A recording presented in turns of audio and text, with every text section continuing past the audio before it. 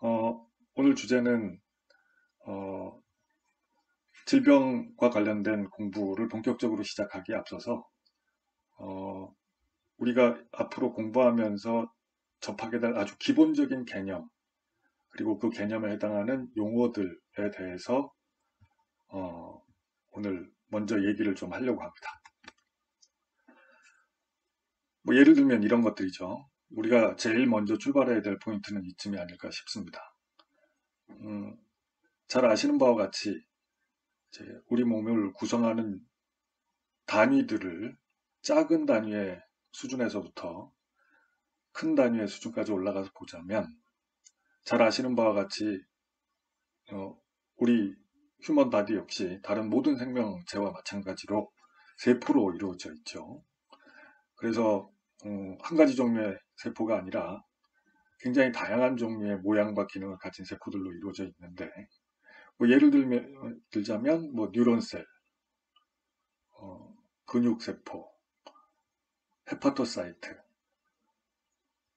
그리고 작게는 RBC 같은, 그러니까 적혈구죠. 이런 세포들이 우리 몸에 굉장히 많은 종류의 세포들이 존재하고 있습니다.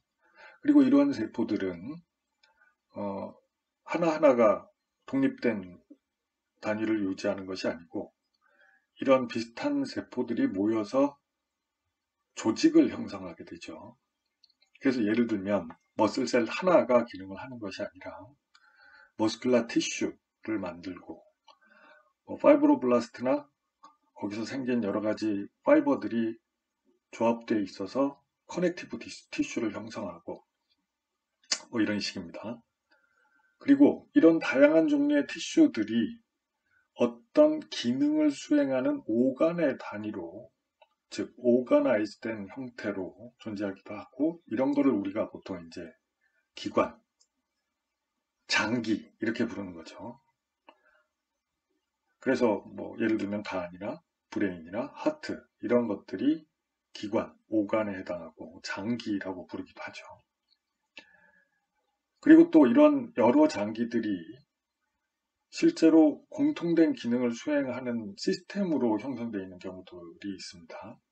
그래서 예를 들면 카디오바스쿨라 시스템, 그래서 심장과 큰 혈관들과 수많은 작은 혈관, 동맥, 정맥 이런 것들이 다 총체적으로 몸 안의 혈류를 순환시키는 기능을 수행하고 있죠. 그래서 이런 공통된 기능을 수행하는 여러 오간들의 조합을 오간 시스템, 그래서 이러한 경우에는 카디오바스쿨라 시스템이라고 부르는 거죠. 마찬가지로 너버스 시스템이라든지 뭐 머스쿨러 스켈레탈 시스템이라든지 이런 식으로 오간 시스템들을 우리가 구별해서 부르기도 합니다. 뭐 소화기계는 다이제스티브 시스템, 뭐 이뮨 시스템 이런 식으로 특정한 어느 한 오간만을 얘기하는 게 아니고 뭐 블라드에 돌아다니는 유동적인 세포들까지 포함해서 얘기하는 경우도 있죠. 뭐 그래서 다양한 형태, 다양한 종류의 오간 시스템들이 있을 수 있고 그 안에 또 굉장히 다양한 종류의 오간, 다양한 종류의 티슈, 다양한 종류의 세포들이 있을 수 있습니다.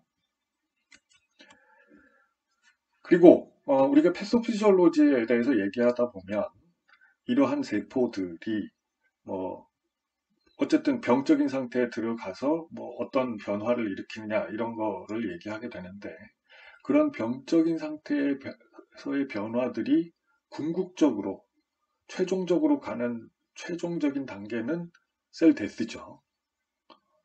그래서 병태생리학에서 어떻게 보면 종착점, 병태생리의 종착점이라고 할 수 있는 게 셀 데스인데 그래서 이 셀 데스에 대해서 기본적인 개념들을 한번 다시 짚어보고 지나갈 필요가 있겠죠. 아마도 다 아시는 내용일 거라고 생각하는데 기본적으로 셀 데스라고 하는 거는 전통적으로 그 형태학적, 그 다음에 그 메커니즘에 있어서 크게 구별되는 두 가지로 전통적으로 네크로시스와 아포프토시스로 구별해서 얘기해 왔습니다. 아주 오랫동안.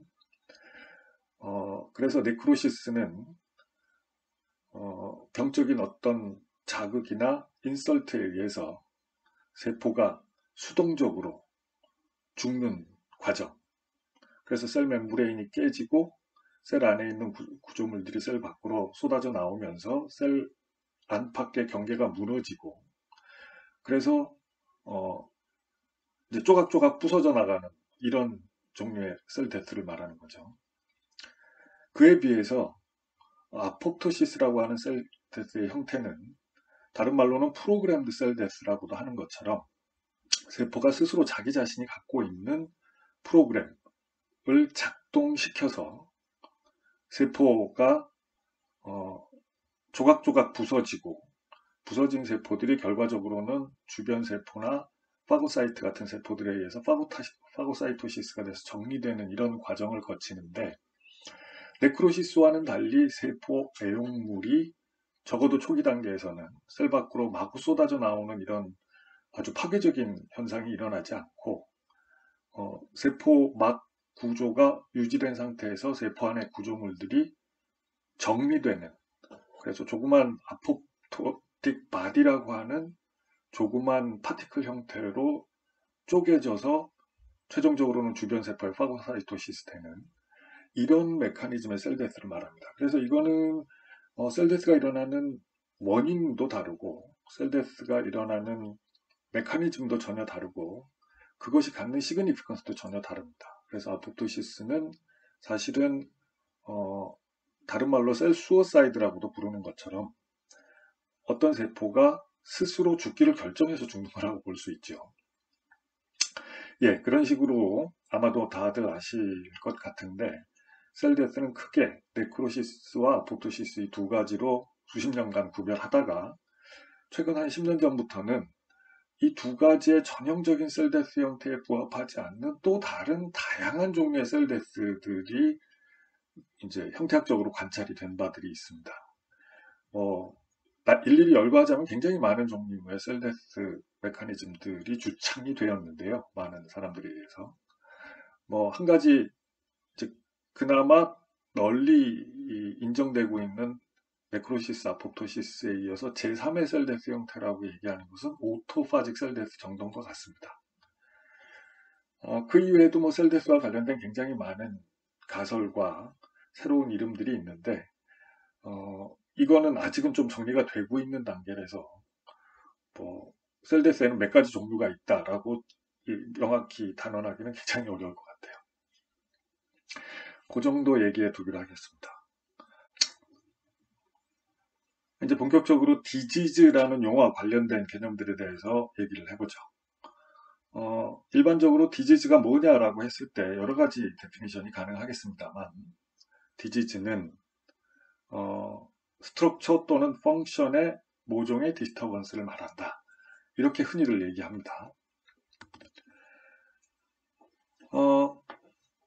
그래서 원칙적으로 따지면 어떤 디지즈건 스트럭처에 어떤 변화가 있고 펑션에도 어떤 변화가 있고 우리가 그것을 알아챌 수 있느냐 없느냐의 차이지 어떤 식으로든 병적인 변화가 일어난다면 이런 것들이 다 있을 텐데 현실적으로는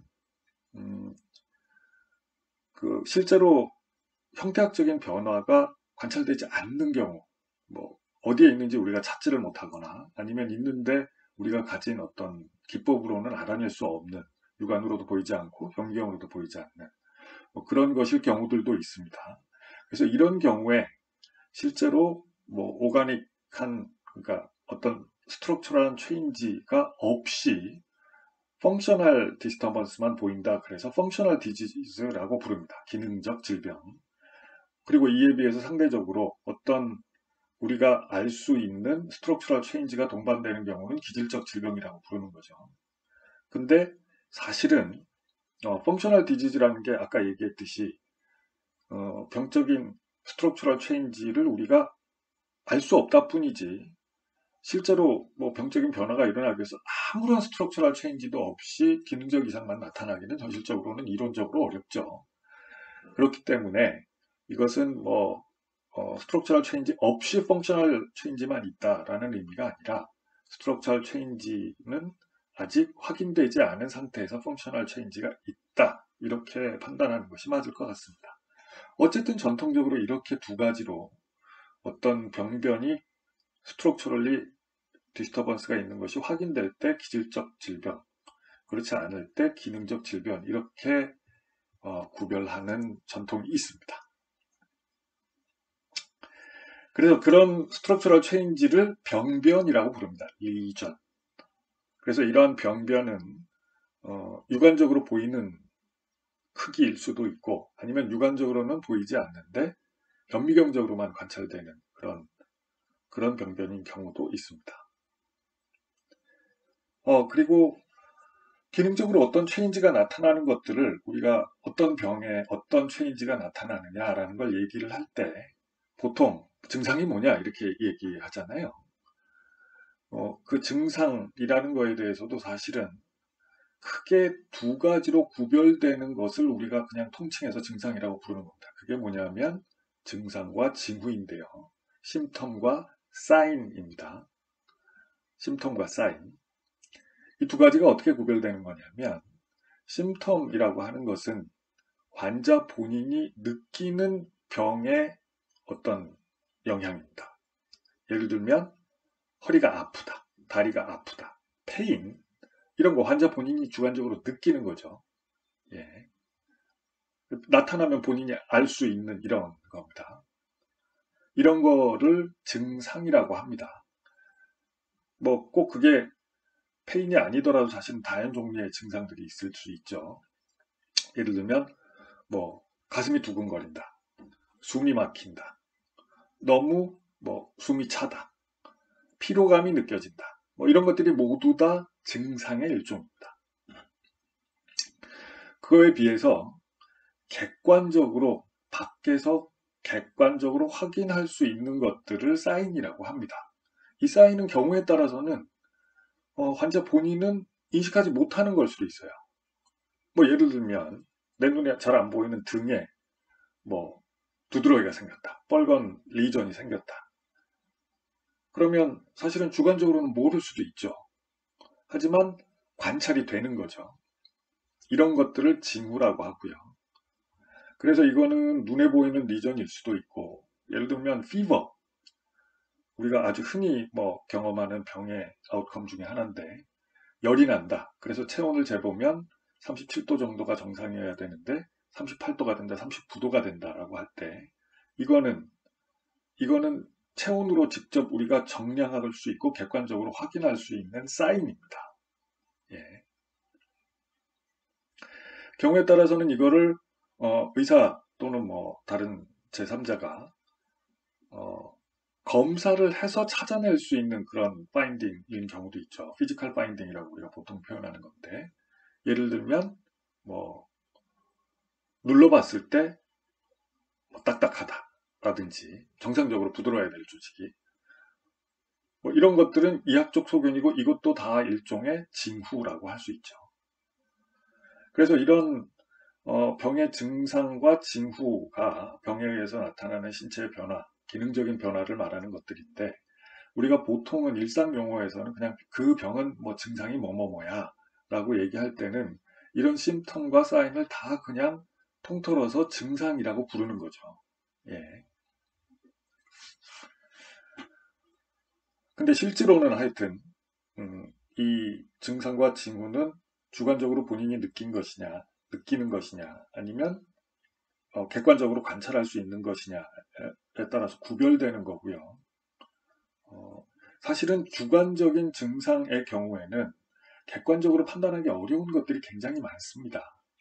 예. 예를 들면 페인이라는 게 주관적인 증상의 대표적인 예인데 이 페인이 과연 그 정도가 얼마냐, 실제로 페인이 있긴 한 거냐 이런 것이 다른 사람이 알 길이 없어요. 예. 그래서 실제로 병원에 가보면 이게 증상이라는 게 그러니까 페인이라고 하는 것이 통증이라고 하는 것이 아주 중요한 증상이고 어떤 질병은 페인 이외에 다른 증상이 없는 질병도 있거든요. 거의 없는. 이런 경우에는 이 증상이라는 거가 좋아지는지 나빠지는지를 판단하고 이게 과연 어느 정도 심한 건지를 판단해야 되는데 실제로 의사가 그걸 판단할 수 있는 객관적인 기준이 없어요. 그래서 환자 본인한테 물어봅니다. 제일 아픈 거를 10이라고 했을 때 지금 어느 정도 아프세요? 이런 식으로 물어보거든요. 굉장히 주관적이고 부정확할 수밖에 없죠. 그래서 가능하다면 객관적인 징후들을 우리가 관찰하고 확인하면서 그 변화를 추적하는 것이 병의 과정을 보는 데 있어서는 분명히 더 바람직하기는 합니다. 그리고 지난 시간에 에티올로지라는 텀에 대해서 여러 가지 얘기를 했었는데, 전통적으로 이런 병과 관련해서 궁극적으로 알고자 하는 게 바로 이 원인인데, 이 원인에 관련된 이론, 이런 것들을 에티올로지라고 하고요. 어떤 특정한 아주 확실한 에티올로지가 규명이 될 때, 예를 들면 지금 코로나 바이러스에 의한 폐렴 같은 상황, 이런 경우에도 물론 굉장히 멀티팩토리얼한 디지즈라고 할 수 있는데, 많은 경우에 아주 뚜렷하게 하나의 병원체를 얘기할 수 있죠. 이런 경우에 이걸 에티올로직 에이전트라고 합니다. 병원체. 예. 그리고 그거에 의해서 질병이 전개되어 나가서 아까 얘기한 것과 같은 다양한 심통과 사인 같은 것들이 나타나게 되는 과정, 이거를 우리가 발병 기전, 파소제네시스라고 하는 거죠. 그래서 에티올로직 에이전트와 비슷한 의미로 파소젠이라는 용어를 쓰기도 합니다. 처음에 이 파소제네시스를 일으키는 원인체라는 뜻이죠. 에티올로직 에이전트랑 비슷한 의미인데, 많은 경우에 이 패소젠은 전통적으로 infectious disease, 그러니까 어떤 감염에 의해서 일어나는 질병에서 그 감염의 원인이 되는 마이크로 오가니즘을 보통 파소젠이라고 부릅니다. 그냥 전통적으로 그렇습니다. 자, 그렇다면 우리가 질병과 관련해서 여러 가지 심텀과 사인들, 파인딩들에 근거해서 진단을 하고 질병의 이름을 붙이게 되는데요. 그 질병이 수만 가지가 있겠습니다만, 그 질병들을 전통적으로 또 몇 가지 이런 카테고리를 만들어서 클래시파이 하기도 합니다. 이런 예를 보면 금방 떠오르실 겁니다. 굉장히 많은 질병들이 선천성 질환이죠. 컨제니탈 디지즈라고 하는 거고, 이게 비슷하게 쓰이는 용어로 유전성 질환이라는 말이 있죠. 헤레디트리 디지즈, 영어로는 혈우병 같은 병이 대표적인 예잖아요. 그래서 하여튼 유전자의 어떤 문제로 인해서 생기는 질병이고, 그게 부모로부터 유전되기 때문에 헤레디터리 디지즈고, 이미 태어날 때부터 갖고 있기 때문에 컨제니탈 디지즈라고 얘기하는 거죠. 그리고 또 우리가 많이 들어본 질병의 카테고리 중에 이런 거 있죠. 염증성 질환. 그래서 이 염증이라는 거는 나중에 또 자세히 공부하게 되겠습니다만, 굉장히 다양한 종류의 에티올로직 에이전트에 의해서 인플라마이션이라고 하는, 염증이라고 하는 현상이 일어나는데, 대표적으로 앞서 언급한 바 있는 바이올로지컬한 에이전트, 마이크로 오가니즘에 의한 뉴모니아, 이런 거가 염증 했을 때 제일 쉽게 떠올릴 수 있는 예 중에 하나고요. 헤이피버, 이건 우리한테는 흔치 않습니다만 요즘 시즌에 많이들 경험하는, 아마 여러분들 중에도 몇몇 분이 경험하실 것 같은데, 많이들 경험하는 알러지, 봄철에 알레르기성 비염 증상이 확 악화되는 그런 경우 되게 많잖아요. 꽃가루 날릴 때. 그게 이제 비슷한 거가 헤이피버라는 질병이 있는데, 이런 것들은 사실은 마이크로 오가니즘에 의해서 생기는 건 아니죠. 예, 알러지잖아요, 알러지. 그래서 알러직 리액션이라고 하는 게 딱히 어떤 마이크로 오가니즘이 파소제닉하기 때문에 생기는 것이 아니고, 우리 몸의 이뮤 시스템이 어떻게 보면 조금 비정상적으로 반응해서 정상적으로는 이게 질병을 일으키지 않아야 되는 것들에 의해서 인플라메이션이 일어나는 경우죠.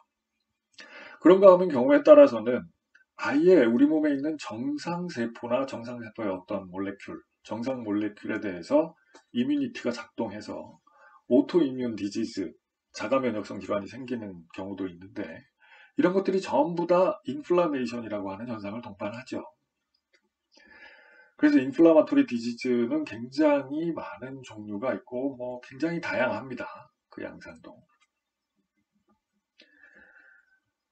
그와 구별되는 다른 질병 카테고리로 디제너러티브 디지즈, 퇴행성 질환이라고 부르는 거, 아마 이것도 여러분들이 많이 들어보셨을 건데, 뭐 뉴로 디제너레이션, 그러니까 알츠하이머스 디지즈나 파킨슨스 디지즈 같은 거 대표적으로 뉴로 디제너레이션이죠.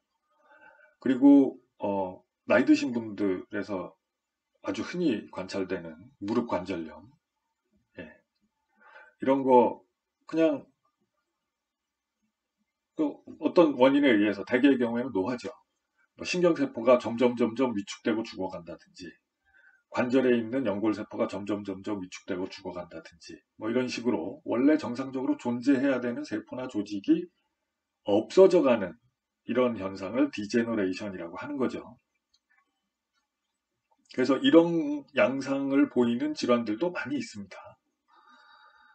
그런가 하면 대사성 질환이라고 하는 용어도 아마 많이 들어보셨을 거예요. 대표적으로 당뇨병 같은 게 대사성 질환이죠. 그 뭐 고지혈증 뭐 이런 것들. 이런 것들은 사실은 어떤 특정한 오간의 병변이 나타나지도 않고, 뭐 있기는 있습니다만 그게 주된 병의 양상이 아니고, 뭐 인플라메이션이 뚜렷하게 나타나거나 디제너레이션이 뚜렷하게 나타나거나 하는 것이 병의 증상이나 징후에 직접 관련되어 있지 않고, 그냥 증상이나 징후 보이는 것들은 많은 경우 전신적인 메타볼리즘의 어떤 변화, 혈당치가 높아져 있고 혈중 지질 농도가 높아져 있고, 그래서 그것 때문에 합병증이 생기고 뭐 이런 거잖아요. 이런 경우에는 그냥 대사성 질환이라고 보통 부릅니다. 그런가 하면 또 이제 또 굉장히 흔하고 의학적으로도 중요한, 그러니까 사망 원인에 있어서 중요한 포션을 차지하고 있는 것이 신생물, 네오플라즘이라고 부르는 거죠. 종양이죠, 종양. 그래서 아시다시피 양성종양, 악성종양으로 구별되고, 악성종양의 경우에는 우리가 흔히 암이라고 부르는 거죠. 이런 것들은 정상적이지 않은 세포가 계속 증식하면서 없던 조직이 생겨나는 것이 원인이 되는 거라서 신생물이라고 표현하기도 하는 겁니다.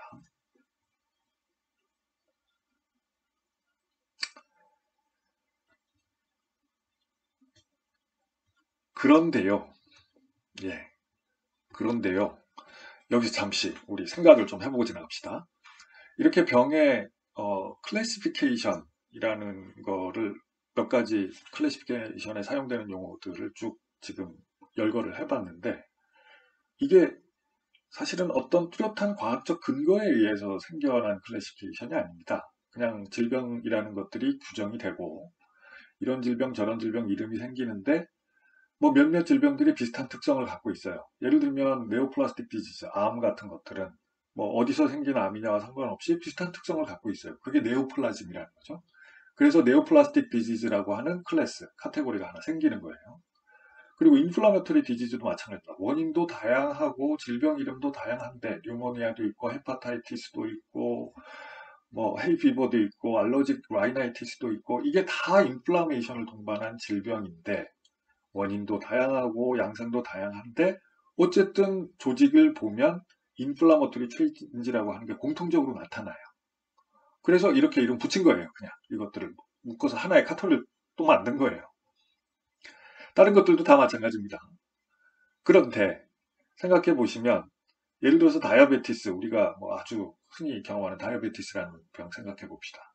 아시다시피 타입 1 다이아베티스, 타입 2 다이아베티스 두 가지 종류의 다이아베티스가 있는데, 타입 1 다이아베티스 같은 경우에는 오토이뮨 메커니즘에 의해서 판크레아틱 베타셀이 공격을 받고 인플라메이션을 통해서 로스가 생기는 이런 병입니다.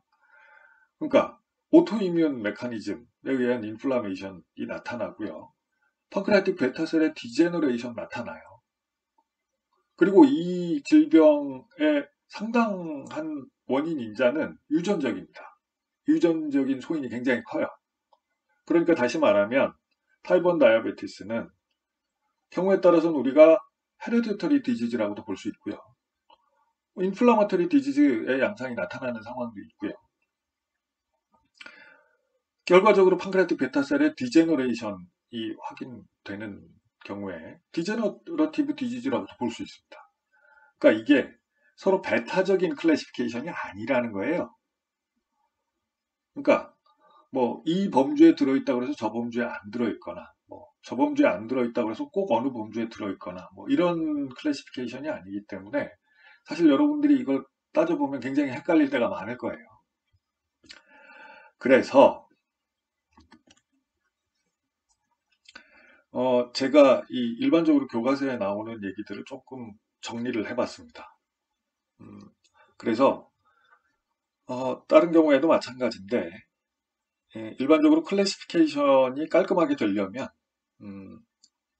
기준이 명확해야 되고 그 기준에 따라서 어떤 질병이 반드시 그 카테고리 중에 하나에 포함되지 않는 게 없어야 되고요.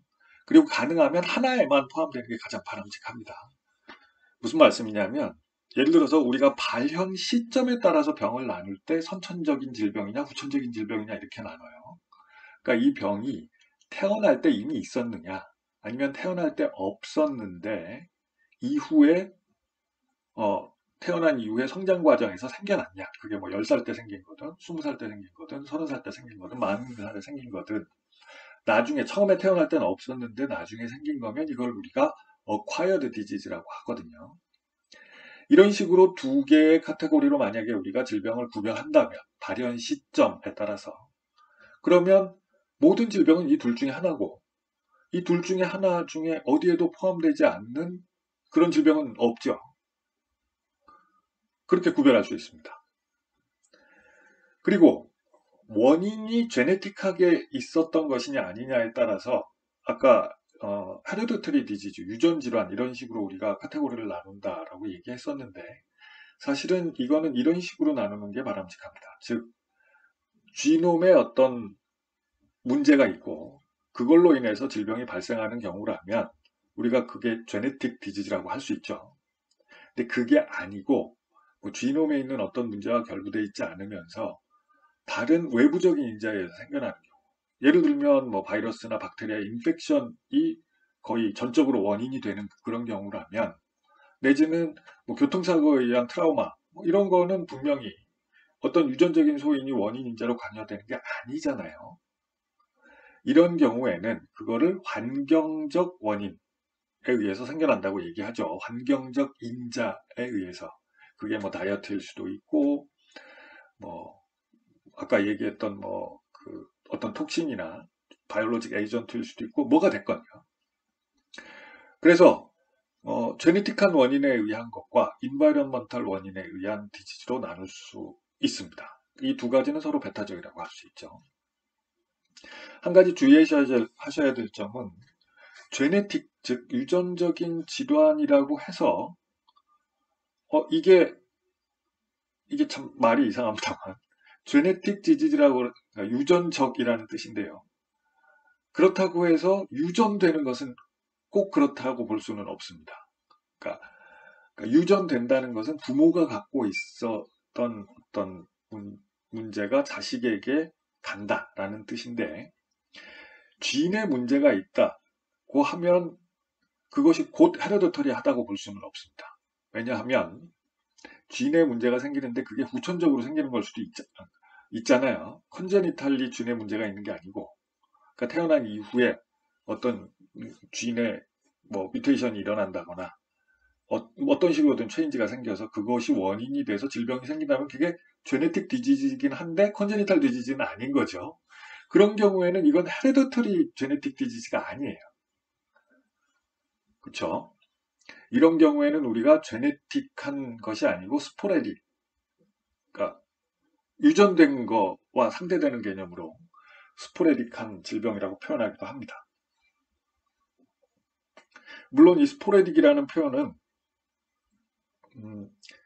그냥 뚝 떨어져서 혼자 산발적으로 일어나는 경우에 표현하는 일반적인 용어이기 때문에 헤레디터리하지 않은 것도 스포레딕이고 뭐 엔데믹하거나 에피데믹하지 않은 것도 스포레딕하다라고 표현하기도 합니다. 이 용어는 일상적인 용어예요. 그 다음에 아까 처음부터 얘기했던 것처럼 병변이 있느냐 없느냐에 따라서 오게닉 또는 펑셔널 디지즈라고 구별하기도 하는데 이것도 물론 배타적인 거긴 합니다. 오게닉한 리전이 있으면 오게닉 디지즈, 없으면 펑셔널 디지즈니까요. 근데 아까 말씀드렸듯이 펑셔널 디지즈라는 게 반드시 오가닉한 리전이 없다고 볼 수는 없는 거예요. 있는데 우리가 못 찾는 것일 수 있다는 거죠. 그래서 그런 혼란의 여지가 있어서 잘못하면 오해를 불러일으키기 때문에 아주 바람직한 질병의 클래시피케이션은 저는 개인적으로 좀 아니라고 생각하는데 어쨌든 일반적으로 우리가 전통적으로 많이 쓰는 클래시피케이션 중에 하나입니다. 그 다음에 조금 전에 네오플라지아와 디제너레이션과 관련된 얘기를 했었는데 이거가 서로 사실은 알고 보면 상대되는 개념입니다. 그래서 질병의 성격에 따라서 병변이 이렇게 점점 커지는 병변이면 프롤리퍼러티브, 점점 쪼그라드는 병변이면 디제너러티브 이렇게 표현할 수 있어요. 그리고 프롤리퍼러티브라고 하는 것도 실제로 이 병변이 커지는 이 원인이 뭐냐에 따라서 사실은 좀 구별될 수 있습니다. 그게 뭐냐면 어떤 조직에 막 세포수가 늘어난다고 칩시다. 그러면 그 세포수가 늘어나는 경우에 그게 항상 종양은 아니에요. 그러니까 정상적인 세포 숫자가 늘어나는 경우도 있거든요. 이런 경우에는 우리가 하이퍼플라자라고 부릅니다. 그리고 이게 정상적이지 않을 때, 노멀셀이 아닐 때에만 네오플라자라고 불러요. 이게 이제 그 신생물인 거고, 하이퍼플라자는 우리가 알고 있는 그런 종양하고는 좀 다른 겁니다. 그리고 경우에 따라서는 세포수가 늘어나지 않는데 프롤리퍼러티브한 양상, 즉 조직이 부풀어 오르는 것 같은 이런 모양을 보이는 경우도 있죠. 예를 들면 우리가 아주 생리적으로도 경험하는 것 중에 하나가 막 그 무거운 물건을 자꾸 들면 근육이 부풀어 오르는데 근육이 커지는데 이거는 근육 세포수가 늘어나는 게 아닙니다. 근육 세포 하나하나가 뚱뚱해지는 거예요. 이런 경우에는 하이퍼플라지아라고 부르지도 않고 하이퍼트로피라고 부릅니다. 하이퍼트로피. 그래서 세포 하나하나가 커지는 거는 세포수가 늘지 않으면서 커지는 건 하이퍼트로피. 정상적인 세포 숫자가 늘어나는 거는 하이퍼플라지아. 정상적이지 않은 종양세포가 늘어나는 거는 네오플라지아. 이렇게 부르고 이런 것들이 성격상 봤을 때 디제너러티브한 성격에 반대되는 양상, 즉 프롤리퍼러티브한 양상을 보이는 병변이라고 할 수 있겠습니다. 근데 경우에 따라서는 이게 조직의 막 크기가 외부에서 봤을 때 리전이 막 부풀어 오른다고 해도 이게 지금 말한 것들이 아니고 그냥 예를 들어서 플루이드가 양이 늘어나서 부어서, 그러니까 이데마 같은 현상이죠. 그냥 플루이드가 많아져서 부어서 리전이 생기는 경우도 있고, 인플라마토리 셀들이 원래 그 조직에 존재하지 않던 인플라마토리 셀들이 블러드로부터 마구 유입돼서 이것들이 많아지는 바람에 조직이 부풀어 오르는 경우도 있을 수 있거든요. 이런 것들은 사실은 프롤리퍼러티브한 병변이라고 볼 수는 없고 인플라메이션의 결과인데 이게 리전이 그냥 그로스하게 육안적으로 봤을 때는 이런 여러 가지 차이점들이 구별이 되지 않기 때문에 이런 식으로 프롤리퍼러티브, 디제너러티브 이런 기준으로만 사실 병변의 성격을 나누는 것은 그 혼란의 여지가 꽤 있는 셈입니다. 그리고 많은 경우에는 병변의 위치가 어떤 오간에 있느냐에 따라서 질병의 명칭에 그걸 붙입니다. 그래서 뭐 헤파틱 디지즈, 카디악 디지즈 이런 식으로요. 그래서 예를 들면 키드니에 있는 그러니까 간에 있는 인플라마토리 디지즈 그러면 헤파타이티스 이렇게 부르는 거죠. 그리고 키드니에 있는 인플라마토리 리전, 그러면 리나이티스. 실제로 리나이티스라는 말은 잘 안 쓰는 말입니다만, 어, 네프라이티스라고 보통 부르죠. 예.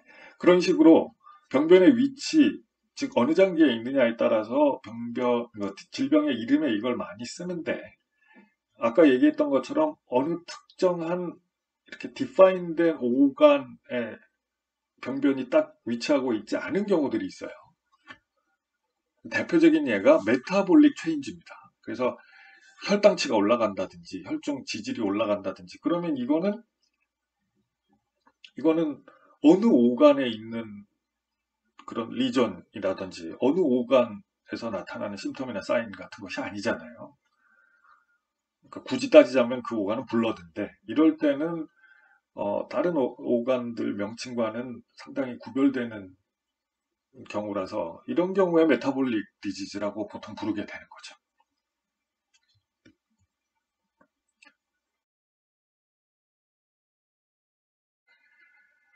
자, 이제 그 다음 단계 얘기로 넘어가서 결국 병에 상대되는 개념은 건강이죠. 그래서 어, 건강이 깨진 게 병이고 병이 없는 게 건강이고 그렇습니다. 실제로 이게 두 가지는 서로 떼놓을 수 없는 관계에 있는 개념인데 실제로 WHO라고 하는 가장 국제적으로 공신력 있는 기관의 헬스라는 용어에 대한 데피니션도 이러해요. Complete Physical, Mental and Social Well-being이 건강인데 그냥 disease가 없다고 해서 건강하다고 볼 수는 없다. 참, 이해하기 어려운 얘기입니다. 그래서 건강이라고 할 때는 단순히 physically well-being만 뿐만 아니라 mentally, 그 다음에 심지어 socially well-being 한 것까지도 건강의 범주에 포함된다. 건강이라는 개념에 포함된다라는 얘기고요. 질병이 없다고 해서 건강한 것은 아니다. 이렇게 얘기하고 있는데 결론적으로 보면 이렇게 생각할 수 있을 것 같습니다. 건강과 질병이라는 거는 그냥 이것 아니면 저것으로 딱 이분법적으로 나눌 수 있는 개념은 아니고 그래서 이것이 없으면 저것, 저것이 없으면 이것 이렇게 나눌 수 있는 개념은 아니고 good health와 serious illness가 일종의 컨티뉴엄이어서 사실은 그냥 둘 중에 어느 하나다라고 얘기할 수 없고 건강에 더 가까운 상태, 일리스에 더 가까운 상태, 더 심한 일리스, 더 완벽한 건강, 이런 정도의 차이의 개념으로 이해해야 될 것이다 라는 얘기인 것이죠. 그렇다면 결국은 의학적으로는 어떤 식으로든 질병이 있느냐 없느냐, 그래서 이 사람이 건강한 사람이냐 환자냐 하는 것을 구별을 해야 되는데 그 구별한 것을 우리가 진단이라고 하는 겁니다. 다이아그노시스라고 하죠. 그래서 이 다이아그노시스에 대해서 좀 얘기를 하고 지나가려고 합니다. 물론 여러분들은 이 다이아그노시스를 하고 또 그거에 따라서 치료를 하는 우리가 앞서 얘기했던 의사들이 하는 그런 테크닉을 여러분들이 하려고 하는 건 아니에요. 그것보다는 그런 다이아그노시스나 트리트먼트 치료에 필요한 기술을 개발하거나 그 기술 개발에 필요한 기반 지식을 제공하는 것들이 여러분들이 할 일이죠. 아마도 여러분들이 앞으로 하고자 하는 일이 그런 걸 거라는 겁니다. 그래서 이거를 직접 할 것은 아니라고 할지라도 결국은 궁극적으로는 여기에 목표를 두고 있다면 이것들이 어떤 것인지 한번 가장 그 기본적인 내용은 좀 알고 있는 것이 아마도 바람직할 것 같습니다. 그래서 이 얘기를 좀 드리려고 하는데요.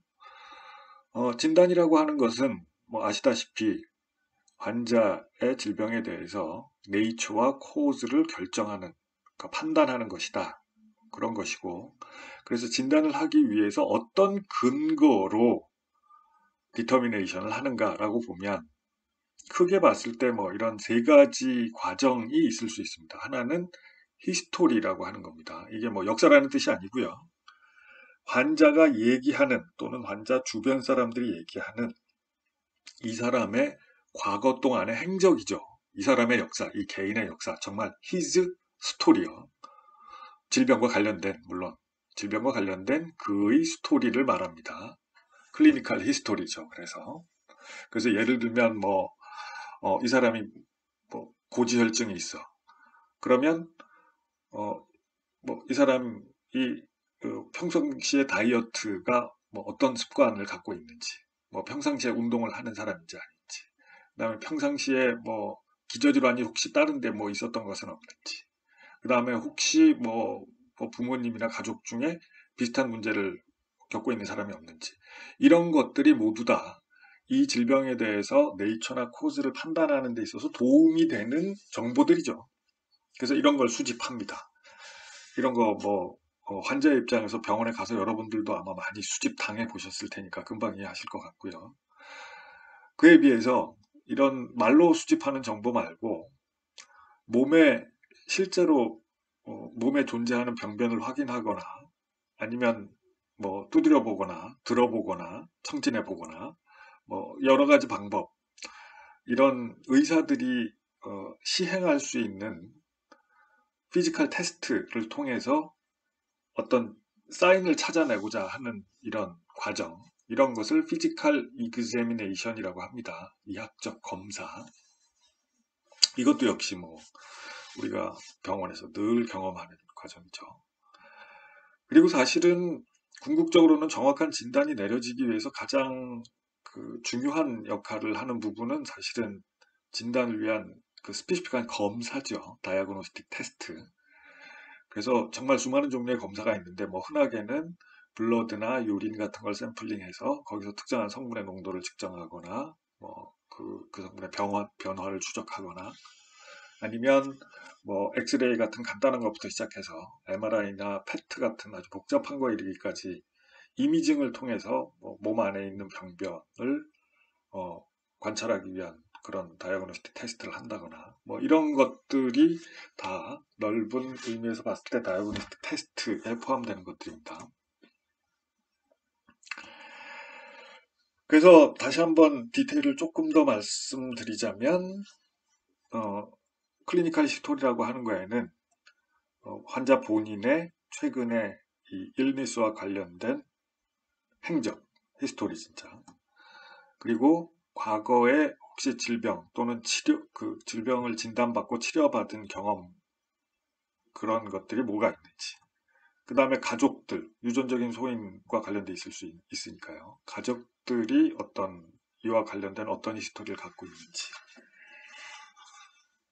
그 다음에 소셜 히스토리라고 하는 것은 이 가족 말고 가족 이외의 영역에서 만나는 사람들과의 관계와 관련된 것들입니다. 예를 들면 가장 대표적인 게 이제 직업력 같은 거죠. 이 사람이 어떤 직업을 갖고 있어서 그 직업의 특성상 특정한 패소젠에 노출되거나 특정한 에티올로직 에이전트에 노출되거나 뭐 그런 것이 혹시 관련이 있을지 않을 것인가 뭐 이런 거를 알기 위해서 보는 거고요. 오간 시스템에 대한 리뷰를 이렇게 클리니컬 히스토리 과정에서 하기도 합니다. 그래서 혹시 팔다리 근육에 평상시에 근육통을 느끼시진 않나요? 뭐 예를 들면 이런 식으로.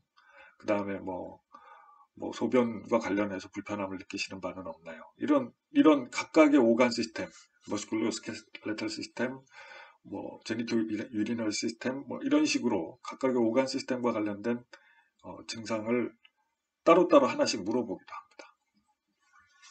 비슷하게 피지컬 이그제미네이션도 이렇게 부위별로 검사를 다 해봅니다. 기본적인 검사 항목들이 있어요. 두드려보고 청진해보고 이런 기본적인 항목들 있죠. 그렇게 해서 이런 클리니컬 히스토리나 피지컬 이그제미네이션에 따라 1차적으로 이런 질병의 가능성이 있겠구나 하고 생각하는 리스트가 있겠죠. 그런 리스트가 있을 텐데 대개의 경우에는 이런 질병들이 그 중에 어느 것일지에 대해서 명확한 판단을 내리기 위해서는 보통 스페시픽한 다이아그노스틱 테스트가 필요하게 됩니다.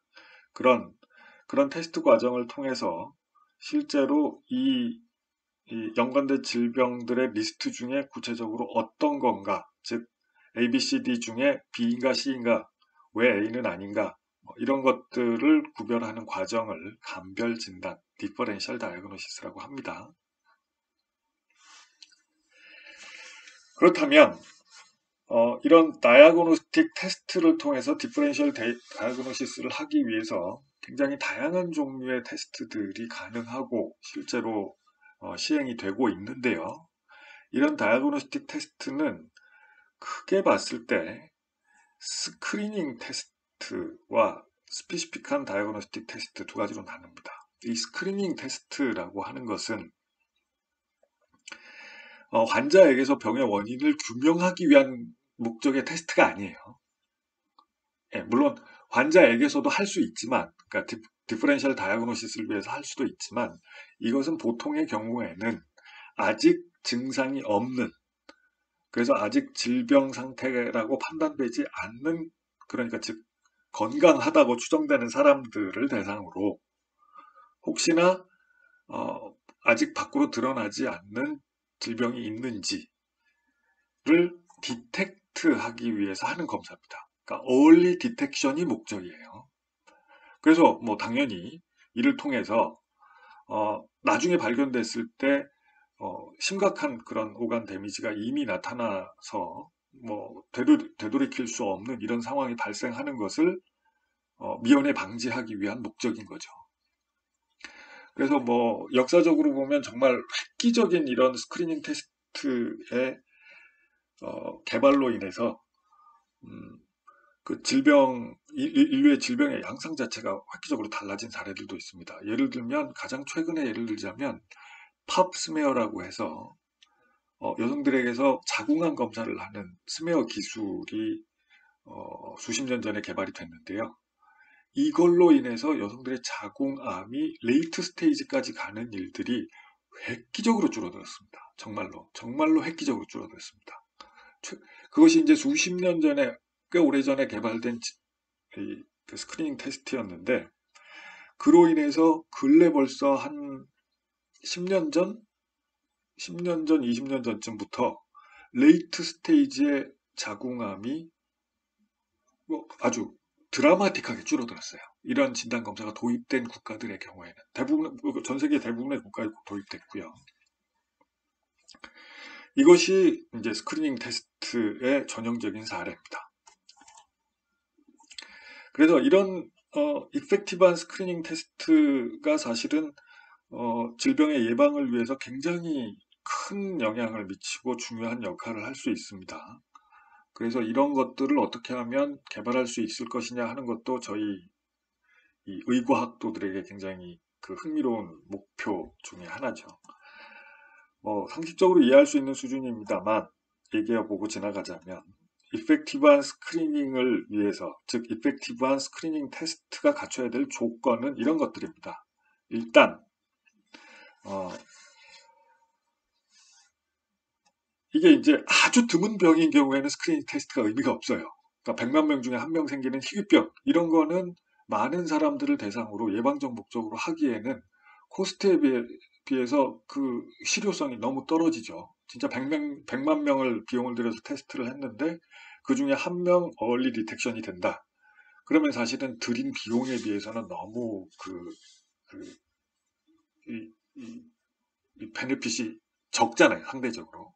그러니까 이런 경우에는 안타깝지만 현실적으로 이런 스크리닝 테스트를 도입하기는 좋은 방법이 있다고 해도 어렵다는 거죠. 그리고 당연히 이 스크리닝을 위한 테스트는 아주 비싸면 안 되고요. 그리고 인베이시브하기 때문에 그 테스트 자체가 리스크를 갖고 있으면 사실은 큰 의미가 없습니다. 어차피 스크리닝 테스트고 지금 심각한 질병 상태에 있는 환자를 대상으로 하는 것이 아닌 건데 매우 비싸거나 그 자체로 인한, 그게 인베이시브해서 그 자체로 인한 그 부작용의 위험이 상당히 크다 그러면 사실은 이거는 현실적으로 시행하기 어렵죠. 그리고 이게 early detection이, 그러니까 아주 싸고 좋은 방법으로 실제로 꽤 많은 사람에게서 얼리 디텍션이 가능하다고 해도요. 만약에 얼리 디텍션만 되지 실제로 그 상황에서 이 디지즈의 코스를 막을 수 있는 방법이 없다면 그것도 의미가 없습니다. 예를 들어서 우리가 위내시경이라는 방법을 요새는 거의 스크리닝 테스트처럼 쓰다시피 하고 있는데요. 이게 꽤 비싸고 꽤 인베이시브 했었는데 이제 근래에 들어서는 거의 스크리닝 테스트처럼 뭐 1, 2년에 한 번씩 사람들이 위내시경을 하는 경우가 대부분입니다. 이게 그 위암을 얼리 디텍션을 하는데 굉장히 효과적이에요. 그러니까 지금으로서는 그렇게 비싸지도 않고, 그리고 위암은 우리나라에서 굉장히 빈도가 높은 암 중에 하나였습니다, 과거에. 그리고 실제로 이게 얼리 디텍션을 하면 위암은 정말 그 치료 성적이 굉장히 좋습니다. 근데 사실은 얼리 디텍션을 한다고 해도 이걸 수술로 치료할 수 있는 방법이 만약에 없었다고 한다면 얼리 디텍션을 하는 게 의미가 없는 거죠. 그리고 실제로 몇몇 질병들은 그래요. 크게 그 질병의 경과에 영향을 못 미치는 경우들이 있습니다. 얼리 디텍션을 한다고 해도. 이런 경우에는 안타깝게도 사실은 뭐 더 좋은 치료 방법이 나올 때까지 기다려야 되는 거죠. 예, 그 앞서 얘기한 대로 다이어그노스틱 테스트라는 것 중에는 그 인베이시브한 것들이 있습니다. 이렇게 스크리닝 테스트에서 우리가 흔히 볼 수 있지는 않지만 그 대표적으로 예를 들면 그 골수 아스피레이션 같은 게 그렇거든요. 그러니까 뼈에 구멍을 뚫고 그 안에 있는 골수 조직을 일부를 뽑아내는 거예요. 아프기도 굉장히 아프고요. 그 후유증도 꽤 오랜 시간이 가죠. 근데 이제 그 진단을 위해서 꼭 필요하다 그러면 그래서 그 코스트나 부담이 베네핏에 비해서 상대적으로 작다고 판단되면 하는 건데 가능하면 테스트는 인베이시브하지 않을수록 다시 말해서 그걸로 인한 부작용이나 후유증의 위험이 적을수록 분명히 바람직하죠. 그래서 침습적이냐 비침습적이냐 즉 얼마나 인베이시브하냐 하는 것도 다이어그노스틱 테스트를 우리가 판단하는 데 있어서 중요한 근거 중에 하나인데 한 가지 유념해야 될 점은 인베이시브하지 않다고 해서 함리스한 것은 아니라는 점입니다. 그러니까 예를 들면 대표적으로 엑스레이를 이용하는 테스트 같은 것들이 그렇죠. 이게 우리 몸 안에 있는 어떤 구조물을 이미지를 보기 위해서 쓰는 방법, 뭐 엑스레이를 이용해서 직접 엑스레이를 이제 투과시키는 방법이나 아니면 뭐 CT도 뭐 마찬가지고요.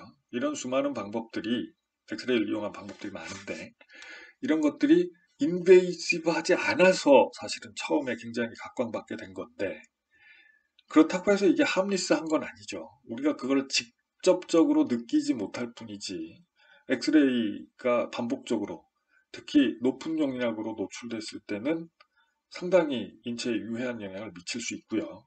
단기적으로는 아니지만 장기적으로.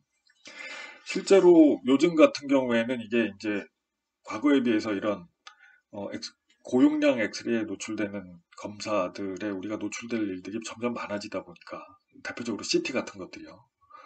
그래서 뭐 CT 같은 경우 어느 정도 이상 너무 잦은 빈도로 찍게 되면 실제로 그것이 심각한 어떤 그 건강상의 문제를 야기할 수도 있다. 이런 주장들도 점점 힘을 얻고 있는 상태입니다. 그래서 이런 다이어그노스틱 테스트, 스크리닝 테스트를 포함해서 다이어그노스틱 테스트들이 종류가 굉장히 많은데요. 크게 보면 이런 식으로 나눌 수 있습니다.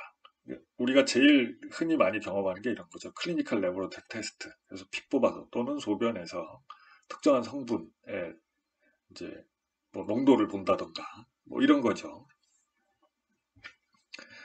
그다음에 뭐 일렉트리컬 액티비티를 이용한 이게 이제 케미컬 한 방법이 아니고 피지컬한 방법이죠. 일렉트리컬 액티비티를 검출하거나 뭐 일렉트리컬 액티비티를 줘서 어떤 결과를 분석하거나 뭐 이런 식으로 화학적인 방법이 아닌 물리학적인 방법을 이용하는 테스트들이 있는데 예를 들면 뭐 뇌파 검사 같은 것들이 대표적인 사례죠.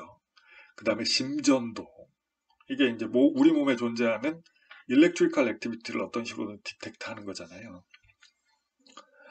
이런 방법들도 있고요. 그 다음에 라디오 아이소토프를 이용한 여러 가지 검사 방법들이 있습니다.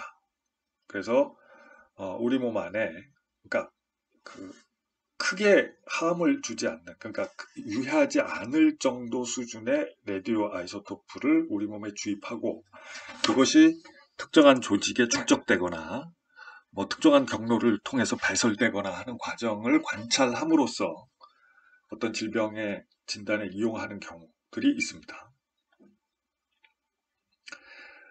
그 다음에 우리 몸 표면에 있지 않고 깊숙이 있는 어떤 조직이나 장기를 우리 눈으로 관찰하기 위해서 엔도스코피라고 하는 내시경이라고 하는 장비를 이용하기도 하죠.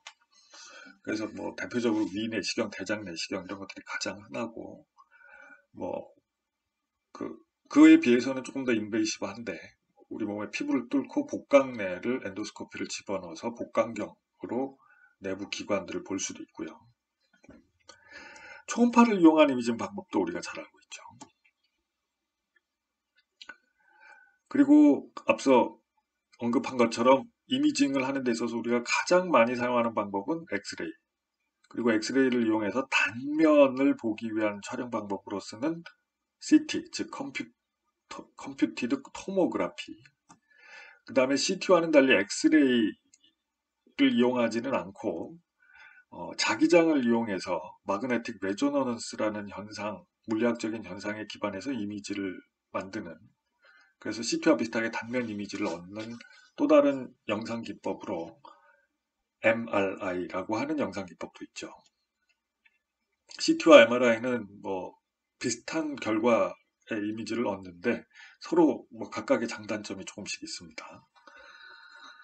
그리고 포지트론 이미션 토모그래피라고 해서 PET라고 부르는 이미징인데, 이것은 특정한 아이소토프를 우리가 주고 그 아이소토프가 아까 얘기했던 것처럼 우리 몸 안에 분포하는 경향의 차이를 보임에 따라서 특정한 부위를 비주얼라이즈하는, 이게 가장 티피컬한 사례로는 전이된 암이 우리 몸에 어디 있는지를 디텍트하기 위해서, 센시티비티가 높은 방법으로 디텍트하기 위해서 쓰는 용도로 가장 많이 쓰입니다.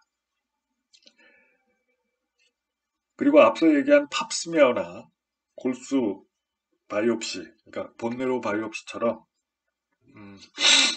현미경을 통해서 조직의 세포들을 직접 관찰하기 위한 사이톨로직 또는 히스톨로직 리그제미네이션 방법들이 있습니다.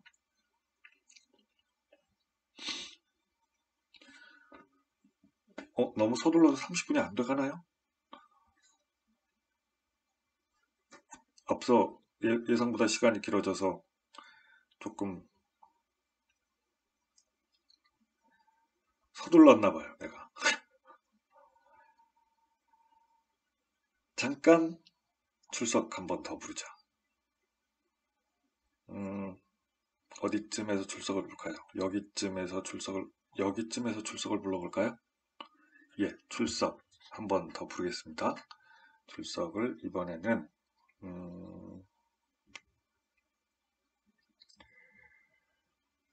고유리, 최민, 이준영, 황세인, 박하연 5분. 이 5가지 지금 예시한 그 검사 기법 중에 아무거나 한 가지 예를 들어서 이 부류에 속하는 검사 중에 한 가지, 제가 예시한 것들 여러 가지 있잖아요. 그거 예를 들면 뭐 간 기능 검사, 피 뽑아서 하는 간 기능 검사는 클리니컬 레보러토리 테스트의 일종이다. 이런 식으로 한마디 써주세요.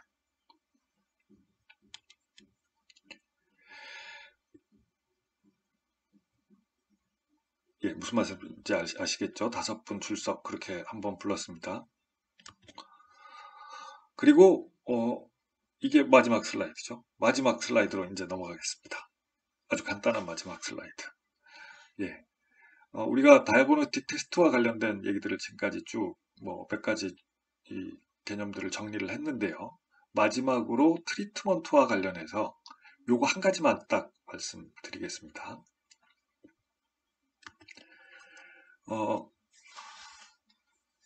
트리트먼트라고 하는 것은 크게 보면 스페시픽 트리트먼트와 심토마틱 트리트먼트가 있습니다. 이게 뭐냐면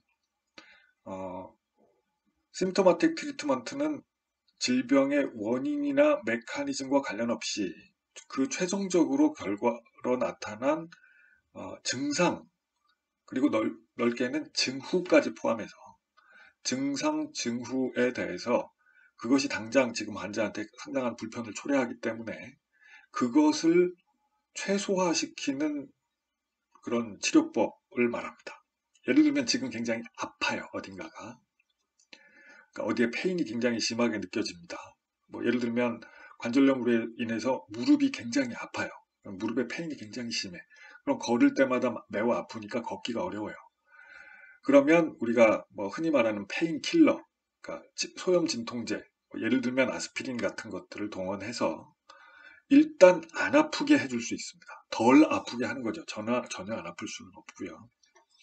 근데 이것이 관절염의 원인에 대해서 어떤 조치를 한다거나 그 메커니즘에 영향을 미치거나 그런 거라기보다는 지금 당장 증상만 없애는 거예요. 이런 경우에 심토마틱 트리트먼트라고 합니다. 바이러스 인펙션이 돼서 예를 또 하나 들어서 바이러스 인펙션이 돼서 열이 막 나요.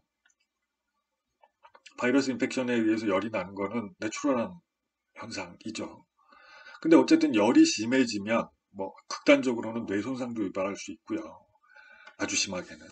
그렇지 않더라도 피버 자체가 그 일상생활에 상당한 불편을 주기도 하고 그렇기 때문에 우리가 해열제라고 하는 그런 약물을 통해서 일단 열을 낮추죠. 해열제를 먹으면 대개의 경우 열이 떨어집니다. 이런 것도 대표적인 대증요법의 사례죠. 근데 이런 것들이 모두 다 이 질병의 원인이 되는 바이러스를 제거한다거나 아니면 관절염의 진행을 늦춰서 뭐 연골이 손상되는 것을 다시 재생시키거나 아니면 그 손상 과정을 늦추거나 이런 것이 아니죠. 예, 그냥 당장 증상만 낮추는 겁니다. 그에 비하면 궁극적으로 우리가 바라는 바는 그 질병의 메커니즘을 중단시키거나 아니면 원인을 제거하거나 하는 데 있죠. 그 스페시픽 트리트먼트라고 하는 것이 바로 그것입니다. 그렇게 해서 사실은 진정한 의미의 치료라고 하는 것을 우리가 이루어내고 싶은 거죠. 그러니까 질병이 없었던 상태로 되돌아가는 것. 그러니까 이 질병, 특정한 질병이 없는 상태로 완전히 가는 것. 그것이 사실은 궁극적인 치료의 목표인데 그러려면 많은 경우에는 원인을 제거하거나 아니면 그 메커니즘의 변화를 일으켜야 됩니다. 예를 들면 바이러스로 인해서 어떤 뭐 열이 나고 뭐 기침이 나고 이런 증상이 있다. 그럼 궁극적으로 이 바이러스가 몸에서 없어져야 되죠. 예. 그래서 이 바이러스를 직접 죽일 수 있는 어떤 약물이 있다면, 가능하다면 뭐 그런 약물을 통해서 바이러스가 제거되는 거. 이게 궁극적으로는 가장 확실한 치료 방법이죠. 그리고 서로 그렇지 않더라도 예를 들어서 아까 다른 예로 들었던 무릎 관절염 같으면 이게 지금 당장 페인을 없앤다 그래서 연골이 손상되고 그런 무릎 관절염이 진행되는 과정을 막을 수는 없으니까 예를 들면 그 원인을 찾아서 그것이 원인이 만약에 그 어떤 이뮨 시스템의 오토 이뮤니티로 인한 인플라메이션이었다. 그럼 뭐 오토 이뮤니티 자체를 억제할 수 있는 이뮨 서프레션을 한다거나 아니면 궁극적으로는 그런 오토 이뮤니티가 나타나게 된 원인을 찾아서 제네틱한 방법으로 제거를 한다거나 물론 현실적으로 굉장히 어려운 일입니다만 추구하는 바는 사실은 궁극적으로는 그런 것들이라는 거죠. 그런데 지금 쭉 얘기를 드리는 과정에서 여러분들도 아마 짐작하셨을지 모르겠습니다만 실은 이런 원인을 제거하고 메커니즘을 그러니까 병의 진행을 중단시키거나 되돌릴 수 있는 스페시픽한 트리트먼트는 사실은 별로 없습니다. 안타깝게도. 우리가 하는 치료의 사실은 굉장히 많은 부분은 그냥 심토마틱 트리트먼트예요. 고혈압 한번 예를 들어 봅시다. 사실은 제일 흔하게 우리가 의학적인 치료라는 걸 받게 되는 이유 중에 하나가 바로 고혈압인데 50대, 60대쯤 되면 거의 3사람 중에 1사람 정도는 고혈압 약을 먹고 있거든요. 이 고혈압 약을 먹으면 혈압이 떨어집니다. 예. 그래서 이것이 고혈압이 치료되었다. 이런 식으로 표현할 수 있는데 이게 대표적으로 대증요법인 거죠. 혈압이 높은 이 사인을 억제한 거예요. 혈관에 작용하는 약물들을 통해서 이거를 혈관을 이완시킴으로써 혈압을 떨어뜨린 거죠. 근데 약을 끊으면 원래 상태로 다 돌아가요. 심지어는 약을 먹다가 끊으면 일종의 리바운드 현상이 일어나서 약을 안 먹을 때에 비해서 혈압이, 그러니까 이전에 안 먹었을 때에 비해서 더 많이 올라가기도 해요. 그동안 약으로 억제됐던 게 리바운드가 일어나는 거죠. 그러니까 이것은 약에 의해서 일시적으로 증상이 억제된 상태지 그 질병의 원인이 제거되었다거나 그 질병의 프로그레션이 뭐 중단되었다거나 한 것이 아니라는 겁니다.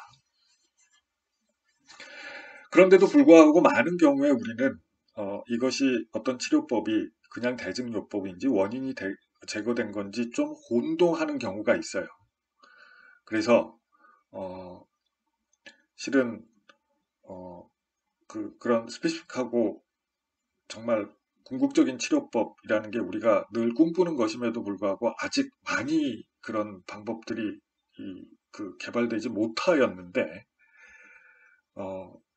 실제로 우리가 받는 이런 대증요법들, 그런 어떻게 보면 아직 좀 미흡한 이런 대증요법이 이게 대증요법인지 스페시픽 트리트먼트인지 정확히 알지 못하는 경우도 있고 그래서 어떻게 보면 대증요법을 스페시픽 트리트먼트로 오해하거나 스페시픽 트리트먼트의 그 니드를 잘 모르게 되는 현상들이 있기 때문에 이런 것들을 구분하는 것은 상당히 중요한 일이라고 생각됩니다.